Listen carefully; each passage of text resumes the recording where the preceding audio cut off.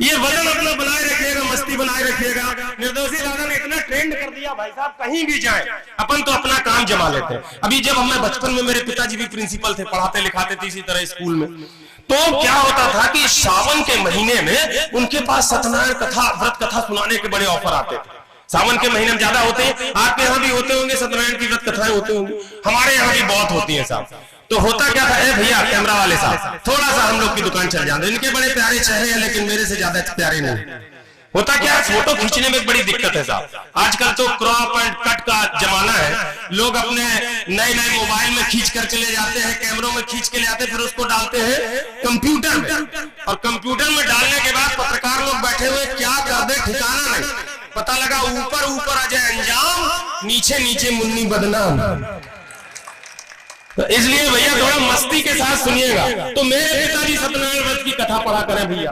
अब वो पूरे दिन, सप्तमी के दिन एक बार पूरा दिन वो सवेरे 7 बजे से राम करोड़े के हैं, सवेरे 9 बजे से राम लड़ते के हैं, 12 बजे से राम भरोसे के हैं, शाम को राम दीन के हैं। और ऐसे ही में भाई साहब एक चौधरी आ गया। अब वो चौधरी ने पापा से कहा, पंडित जी सत्यनारायण की कथा मैं भी कराऊंगा। अब हमारे पिताजी ने कहा, देखो यार सप्तमी तो बहुत बिजी है, तुम अष्टमी को करा लो या छठ को एक दिन पहले करा लो।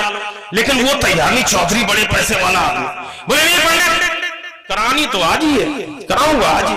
अब मेरे पिता को समझ में ना आया, उन्होंने मुझसे कहा, देख यार अजय ऐसा कर, तू भी पंडित आदमी, पंडित के घर जन्म लिया, सीख ले, धीरे धीरे शुरू कर, जा चौधरी के सत्यनारायण की कथा पढ़ जा। मैंने कहा पापा मैं तो जानता ही नहीं।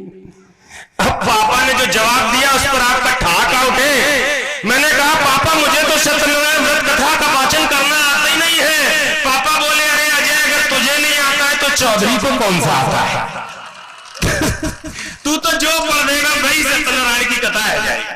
अरे मैंने कहा फिर तो ठीक है तो मैं ये काम कर देता हूँ। अब मैं वहां से निकला, पापा ने कहा देखो ये जीन्स वीन्स नहीं चलेगी, सत्यनारायण की कथा है तो धोती पहन के जाओ।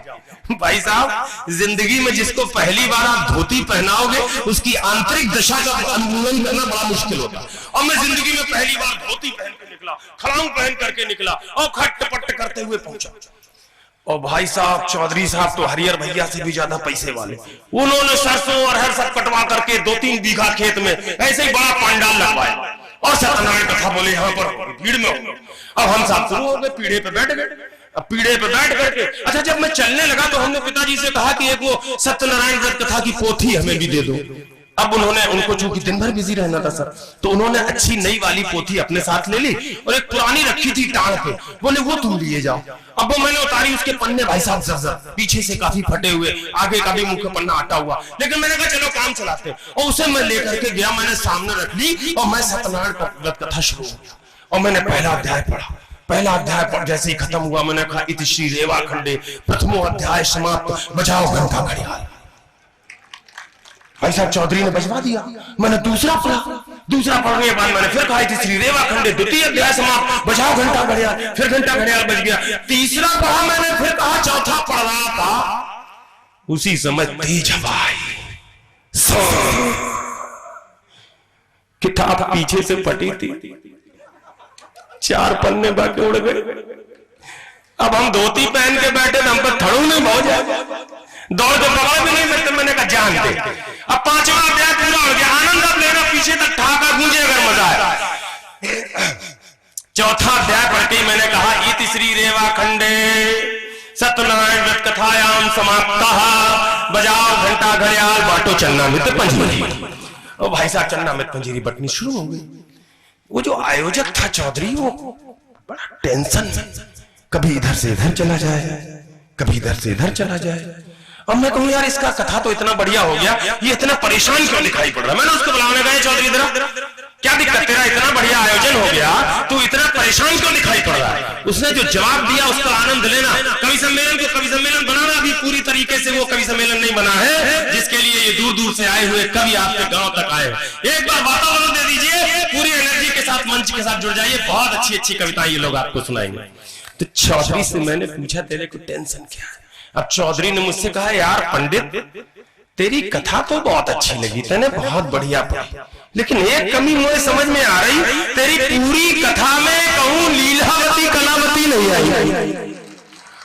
अब आए कहां से भाई साहब, अध्याय तोड़ दो, हमने तो चौथी पे निपटाए दो। अब जैसे ही माने कहे हम भी विद्वान पुत्र के पुता के मतलब कम विद्वान पुत्र, तो हमने उसका जवाब बहुत सटीक दिया। और अगर जवाब आपके दिल पर ठप से कहीं दस्तक दे जाए तो जरा कोहराम के साथ हंगामे के साथ शुरू करना मुझे।